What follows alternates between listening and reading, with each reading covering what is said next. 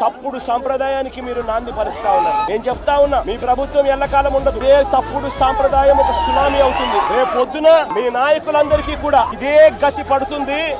ఇదే జైల్లోనే మీరంతా కూడా ఉంటారు. ఇది కూడా గమనించుకోండి అని చెప్తా ఉన్నా. ఒక తప్పుడు పద్ధతికి మీరు నాంది పలుకుతా ఉన్నారు. మార్పు తెచ్చుకోకపోతే మాత్రం రెడ్ బుక్లు మీరు ఒక్కరే పెట్టుకుంటారని చెప్పి మీరు అనుకుంటున్నారేమో. రెడ్ బుక్ పెట్టుకోవడం అన్నది చాలా సులభమైన పని.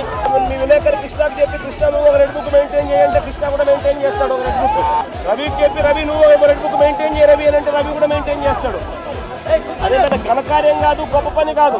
ఆ తర్వాత రెడ్ బుక్ లో పెట్టిన పేర్లన్నీ తీసుకొని వాళ్ళని ఇరికించడము, వాళ్ళ ఇళ్లను ధ్వంసం చేయడము, వాళ్ళ ఆస్తులను ధ్వంసం చేయడము, వాళ్ళ మీద దొంగ కేసులు పెట్టడము, ఇదే ఒక పరిపాలన కింద రాజ్యాధికారం చేయడం మొదలు పెడితే మాత్రం రాజ్యాధికారం ఎలా ఉంటుంది అంటే ఇప్పుడు చంద్రబాబు నాయుడు గారి పాలన